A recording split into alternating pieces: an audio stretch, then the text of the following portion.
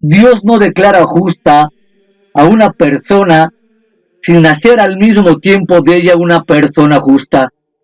La salvación comprende todas las obras de Dios a nuestro favor, desde su conocimiento previo de antes de la fundación del mundo hasta nuestra glorificación final en la eternidad futura.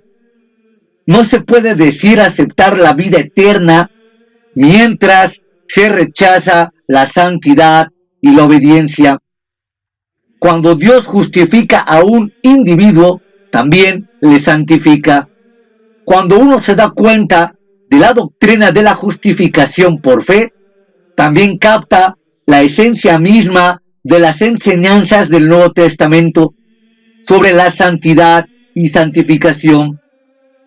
Justificación por fe garantiza nuestra santificación y que, por lo tanto, no debemos pensar nunca que la santificación es una experiencia separada y subsecuente.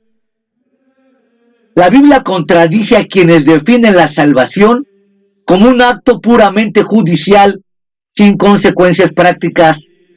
Romanos 10:10 presenta la fe y la justicia como inseparables, porque con el corazón se cree para justicia. Y Hebreos 12:14 habla de santidad, sin la cual nadie verá al Señor. Hebreos 12:14 no hace de la santidad un requisito previo a la salvación, sino que reconoce el resultado de la misma. En otras palabras, la santificación es una característica de todos los redimidos, no una condición para recibir la salvación. Los que creen de verdad están seguros de llegar a ser santos, y los que no creen nunca pueden ser salvos. No tienen esperanza de ver a Dios, excepto para presentarse ante Él en el juicio. Muchos de los que creen que son salvos, pero viven impíamente, se verán sorprendidos al descubrir en el juicio que su destino no es el cielo. Es difícil describir una escena más horrenda que la que describe Jesús en Mateo 7, 21 y 23. No todo el que me dice Señor, Señor, entrará en el reino de los cielos, sino el que hace la voluntad de mi Padre que está en los cielos. Muchos me dirán en aquel día, Señor, Señor, ¿no profetizamos en tu nombre? ¿En tu nombre no echamos demonios? ¿Y en tu nombre no hicimos muchas obras poderosas? Entonces yo les declararé, nunca os he conocido, apartados de mí, hacedores de maldad. Los que piensan en la salvación como una simple transacción legal, un reconocimiento separado de la justicia práctica, tendrán dificultades con esta severa advertencia de Jesús. Plantea la salvación en términos muy prácticos. Reitera la declaración clave del Sermón del Monte. Porque os digo que a menos que vuestra justicia sea mayor que la de los escribas y de los fariseos, jamás entraréis en el reino de los cielos. Mateo 5:20. En Mateo 7, el Señor nos muestra un vislumbre del juicio venidero y de la tragedia de aquellos que se presentarán ante el trono con gran expectación, pero con solo una profesión verbal y vacía de fe o un simple conocimiento intelectual. Manifestarán que hicieron cosas por el Señor, pero sus palabras y sus corazones estarán vacíos. La tragedia es que Cristo los excluirá del cielo. El desastre, que no van a heredar la vida eterna con Cristo Jesús. Notemos la frase clave en Mateo 7:21, que identifica la clase de personas que habitarán el cielo. Solos los que hacen la voluntad de mi Padre. No, es el que dice que conoce a Jesús, o quien cree que ciertos datos de él, o que es pastor, sacerdote, líder, cardenal, hasta el mismo Papa. Es necesario hacer la voluntad del Padre como la Biblia lo dicta, no como el magisterio de la Iglesia o la tradición determine. El que practica la desobediencia será excluido. Repito, el que practica la desobediencia será excluido. La lección es que si una persona vive una vida desordenada, de desobediencia, llena de pecado, de maldad, no importa lo que digan ni las cosas buenas que haya hecho, es un incrédulo en peligro de eterna condenación. Esto es una advertencia muy fuerte y más que severa, pero es una parte indispensable del Evangelio según Jesucristo. Estos breves versículos y los que siguen inmediatamente condenan dos falsas respuestas a Cristo. La primera, profesar creer, pero rehusando hacer lo que la fe requiere. Y la segunda, oír sin obedecer. Nótese que los muchos que serán rechazados en el juicio no son paganos.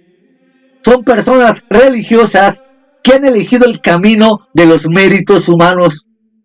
Son los que entran por la puerta ancha y toman el camino espacioso. Pablo dijo que estas personas tendrán apariencia de piedad, pero negarán su eficacia. Son muy semejantes a los fariseos, obsesionados por la actividad religiosa, no necesariamente apóstatas, herejes, contrarios a Dios, ateos y agnósticos. Son simplemente personas que tratan de ganar el favor de Dios mediante obras externas en vez de vivir la justicia basada en la fe. Las obras que hacen son solo externas. Son hipócritas que dicen las cosas correctas, pero no las hacen de corazón. De hecho, pese a que todas las cosas buenas que pretendan haber hecho, la razón por las que serán rechazados será porque no hacen la voluntad del Padre. Viven vidas de desobediencia. Pueden saber las palabras correctas, pueden ser buenos en apariencia, pero su carácter no concuerda con la Biblia. Son muchos en la iglesia de hoy que profesan una sana doctrina, pero no son salvos. Y muchos, más muchos, los apóstatas que se han introducido en las iglesias. Estas personas aún dicen, Señor, Señor, revelando su ortodoxia. Saben del señorío de Cristo, incluso le dan su asentamiento verbal, pero no se someten a Él como Señor. Son como aquellos a quienes Jesús habló en Lucas 6:46. ¿Por qué me llamáis Señor, Señor, y no haces lo que yo digo? Estas personas son fervientes, píos y respetuosos. 3 veces usan la frase en tu nombre. Han estado ocupados en hacer cosas en el nombre del Señor, incluso cosas milagrosas, pensando que le estaban sirviendo celosamente. Pero sus palabras están vacías. Decir Señor, Señor, y luego desobedecer es equivalente moral del beso traicionero de Judas. La fe auténtica está tan interesada en hacer la voluntad de Dios como en declarar la verdadera doctrina. Jesús pronunció las palabras de Mateo 7:21 al 23 como una advertencia a personas que creen que son salvas, pero no viven en obediencia a Dios. A diferencia de los predicadores de hoy, que evitan transformar la seguridad de cualquiera, Jesús estaba decidido a destruir las esperanzas de todos los que pensaban falsamente que eran salvos y no lo son. Nunca animó a a nadie que estuviera inseguro de su salvación a pasar por alto sus dudas. Su mensaje presenta un fuerte contraste con el evangelio de hoy, que parece estar diseñado específicamente para apoyar una seguridad falsa. El modelo evangelístico moderno es atraer a las personas y multitudes mediante una fórmula que realmente no es bíblica. Hacer que reciten una oración, firmen una tarjeta o cualquier otra cosa.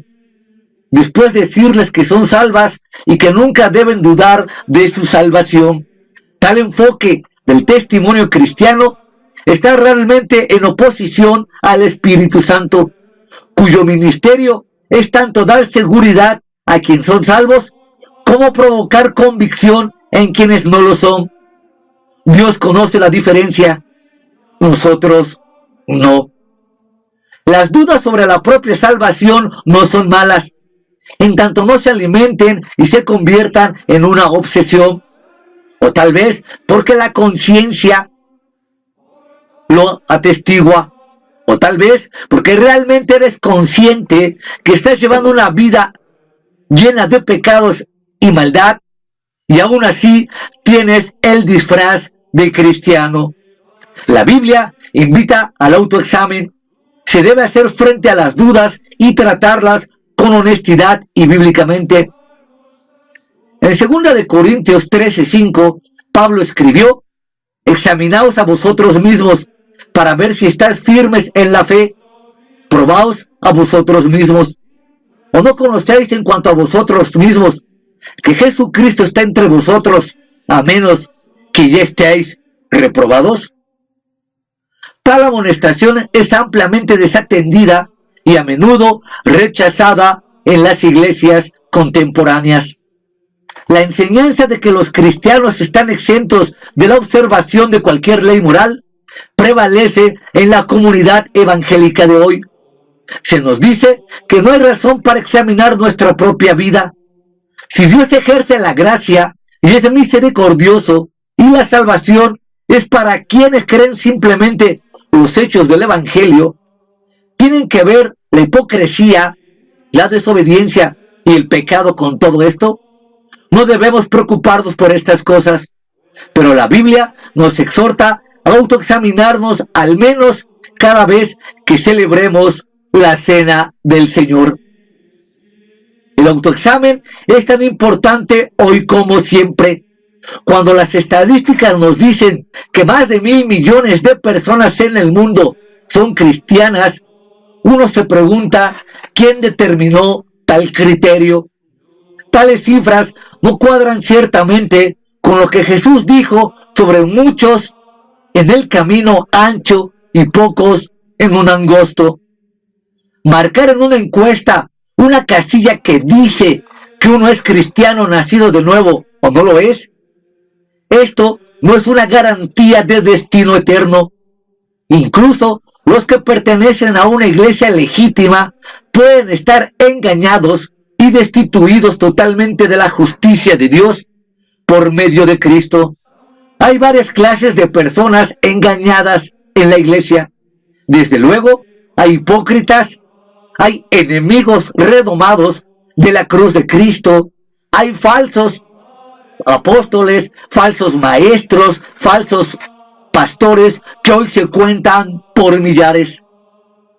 Otros son nominales, personas superficiales que se llaman cristianas porque han asistido a la escuela dominical desde su juventud o han dado testimonio de aceptar, entre comillas, a Cristo, pero que no tienen interés en vivir las implicaciones de la fe. Aún hay otros que están muy ocupados en las actividades religiosas de la iglesia. Conocen los hechos del evangelio, pero no son obedientes a las palabras de Dios. Tal vez van al templo porque están buscando una conciencia tranquila, bendiciones, experiencias, sanidades, milagros o dones estáticos. Tal vez vayan a conciertos cristianos musicales donde el ritmo y la música los invaden fanáticamente para hacerles creer que son salvos y cristianos. Por supuesto, a los cantantes y artistas cristianos con H no les preocupa en absoluto su salvación. Ellos están ocupados en el disco del año, en la mejor canción, en los premios Grammy, y que sus discos no se dejen de vender por millones. Así pues, cualesquiera que sean las razones, muchos de los que se han identificado con Cristo y el cristianismo serán rechazados definitivamente en el juicio final. Observemos atentamente que predicar, profetizar, echar fuera demonios y hacer milagros, aún bajo el disfraz de la ortodoxia, no son pruebas de salvación verdadera. Creo que el primero que se debe de aplicar estos videos soy yo mismo. No sea que a mí se me diga, médico, cúrate a ti mismo. Estos videos los he lanzado con la profunda convicción de que necesito salvación, arrepentimiento y perdón, y que Dios mismo sea quien hable a mi corazón para ver mi realidad presente. No he lanzado uno solo de estos videos en la comodidad de la falsa fe. Día a día examino, día a día me pregunto y día a día oro para hacer la voluntad del Padre. Y que así, juntos usted y yo, lleguemos a la salvación completa, al arrepentimiento y a la fe que salva.